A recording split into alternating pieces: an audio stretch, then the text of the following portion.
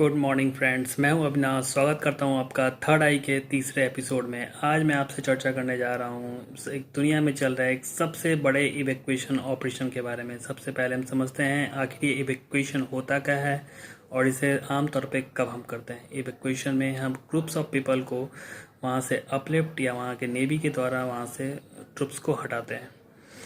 ये नॉर्मल तौर पर कोई बड़े नेचुरल डिजास्टर हो या किसी वॉर के टाइम में वहाँ पे लोगों को बचाने के लिए हम आमतौर पे करते हैं। क्या इंडिया इस तरह का कोऑपरेशन पहले कभी लार्ज स्केल पे कर चुका है? सबसे पहले तो हमारे दिमाग में ये सवाल आता है। तो जी हाँ, 1990 के टाइम में कुवैत में अमेरिका के द्वारा कर रहे एक बहुत बड़े बम्बार्ड के टाइम में हमारे बहुत से लोग वहाँ पे फंसे हुए थे, जिसमें उस टाइम में हम लोग 1.7 लाख लोगों को तकरीबन 59 डेज तक चल रहे ऑपरेशन में 488 एयरप्लेन्स के द्वारा वहाँ से हम उसको इवैक्यूएट किए थे। अभी इस बारे में हम दोबारा से चर्चा क्यों कर रहे हैं? क्योंकि अभी फिर से इंडिया ने इस पेंडेमिक के दौरान एक बहुत बड़े ऑपरेशन को स्टार्ट किया जिसका नाम है वंदे भारत। वंदे भारत के मिशन के तहत हम 2.5 लाख लोगों को वेरियस कंट्रीज से इंडिया में वापस लेके आ रहे हैं, जिस ऑपरेशन के दौरान हम एयर इंडिया के साथ साथ नेवी और एयर फोर्स की भी अपकमिंग डेज में मदद ले सकते हैं, जिसमें एयर फोर्स के C-17 ग्लोब मास्टर के साथ C-130 हरकुलस का भी हम यूज़ करने जा रहे हैं। इस पूरे ऑपरेशन को अभी फ़िलहाल 2 फेज़ों में बांटा गया है, जिसमें फ़ेज़ 1 में हम 14,800 लोगों को 64 फ्लाइट के साथ 7 से 13 मई तक के बीच में लेके आने वाले हैं। वही फ़ेज़ 2 में तकरीबन 25,000 लोगों को हमने टारगेट किया है, जिसमें 100 से ऊपर फ़्लाइट्स चलाई जाएंगी, जो कि वो ऑपरेशन 16 मई या 17 मई के अप्रॉक्स में स्टार्ट होने वाली है। अब हम बात करने वाले हैं फ़ेज़ 1, जो कि ऑलरेडी स्टार्ट हो चुका है, जिसमें हमारी फ़्लाइट्स जो हैं एक कमर्शियल फ़्लाइट्स एयर इंडिया की हैं और इंडियन नेवी के द्वारा कुछ शिप्स हैं जिसको ऑलरेडी डिप्लॉय इस ऑपरेशन में किया जा चुका है। सबसे पहले हम बात कर लेते हैं एयर इंडिया के बारे में। एयर इंडिया द्वारा चलाया गया इस फ्लाइट की कुछ लिस्ट हैं जो कि वेरियस कंट्री में चलाई जा रही हैं। उस लिस्ट को मैंने आपके साथ स्क्रीन पर शेयर किया है, आप इसे देख सकते हो। मैं आपको बता दूं कि ये फ़्लाइट्स 2 वे होने वाली हैं। 2 वे ट्रैफिक मैं इसको क्यों बोल रहा हूँ? क्योंकि इसमें कुछ जैसे हमारे कुछ लोग फॉरेन कंट्रीज़ में फंसे हुए हैं, उसी तरीके से फॉरेन के कुछ लोग जो हैं हमारे कंट्री में भी पहले से फंसे हुए हैं, जिसमें होम मिनिस्ट्री ने एक अपना ट्वीट करके सबको बताया है, जिसमें जिसके पास भी OCI कार्ड हो या वो फॉरेन में रहने वाले लोग हों, चाहे उनके पास कोई वैलिड वीज़ा हो, वो इन फ्लाइट के साथ जा सकती हैं। इस फैसले के बाद निश्चित रूप से एयर इंडिया के ऊपर जो पड़ रहा है एक्स्ट्रा बोझ जो अभी पड़ रही हैं उसमें कुछ राहत मिलेगी। साथ ही एयर इंडिया ने कुछ एडवाइजरी भी जारी की है, जिसके तहत इसमें कुछ स्पेशल PPEs के साथ साथ सेफ्टी प्रिकॉशन भी बहुत हद तक लिए जाने वाला है।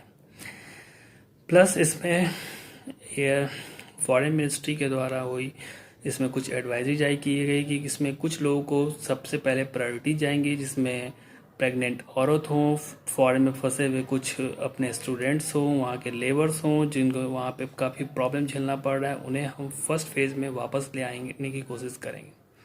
ये तो रही एयर इंडिया द्वारा चलाई गई ऑपरेशन के बारे में। इसके बाद हम जानेंगे इंडियन नेवी द्वारा चलाया गया ऑपरेशन, जो कि मालदीव और गल्फ कंट्री में दुबई में ये ऑपरेशन अभी फ़िलहाल स्टार्ट हुआ है।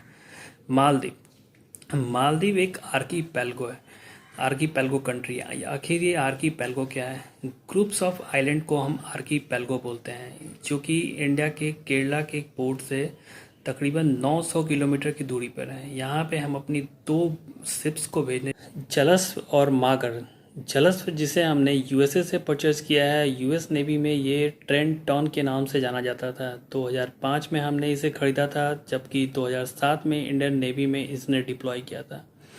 जबकि ये इसकी कैपेसिटी 1000 लोगों की मालदीव से ले आने की है, लेकिन अभी हम इसे सिर्फ 750 लोग इससे वहाँ से आने वाले हैं, क्योंकि हम यहाँ पे डिस्टेंस को कुछ मेंटेन करने वाले हैं। साथ ही इसमें कुछ स्पेशल अरेंजमेंट की गई है जिसके आने के लिए, जिसमें 4 ऑपरेशन थिएटर के साथ साथ 12 बेड की भी अरेंजमेंट की गई है। साथ ही लैब और डेंटल व्यवस्था भी की गई है यहाँ पे।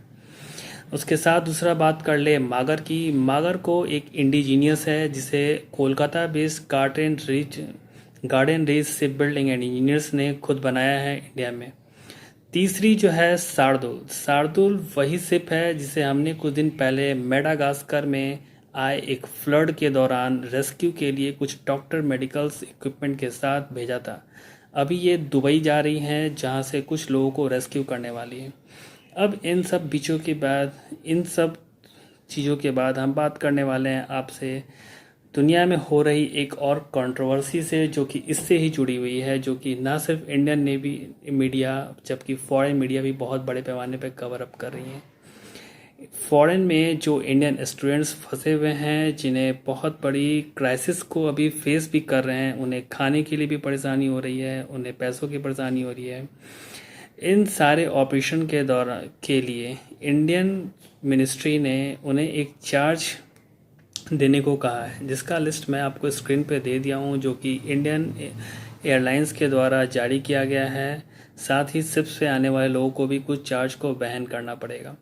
साथ ही कुछ ऐसे कंडीशंस भी लिखे गए हैं, जो भी लोग बाहर से आ रहे हैं उन्हें एक अंडरटेकिंग साइन करना पड़ेगा, जिसमें उन्हें अपनी रेस्पेक्टिव स्टेट्स के रेस्पेक्टिव डिस्ट्रिक्ट में किसी होटल में या किसी रिसोर्ट में, जो कि पहले से ही बुकड होंगी उनके राज्य सरकार के द्वारा, उसमें 14 दिनों के लिए क्वारंटाइन किया जाएगा, जिसका खर्च उन्हें खुद उठाना पड़ेगा। ये तो रही बातें जो कि इंडिया द्वारा फॉरेन में इंटरनेशनल लेवल पर चलाए गए एक ऑपरेशन के बारे में है। इसमें आपकी क्या राय होती है, आप इसे खुद बनाएं। उसी के साथ साथ इंडिया के अंदर भी बहुत ही बड़े इवैक्यूएशन को किया जा रहा है, जिसमें खास तौर पर बिहार, यूपी और उड़ीसा के जो लेबर्स हैं, जो कि अदर वेरियस स्टेट्स में काम कर रहे हैं, उन्हें भी लार्ज स्केल पे उन्हें घर की वापसी करवाई जा रही है। इसमें उड़ीसा ने एक बहुत ही बड़ा रिकॉर्ड कायम बनाया है, जिसमें 24 घंटे के अंदर 12 लाख लोगों का इवैक्यूएशन करवाया है, जो कि एक बहुत बड़ा नंबर्स में आता है। थैंक यू फ्रेंड्स, जुड़े रहिए थर्ड आई के साथ। नेक्स्ट एपिसोड में फिर से हम आपके साथ चर्चा करने वाले हैं किसी प्रमुख मुद्दे के बारे में।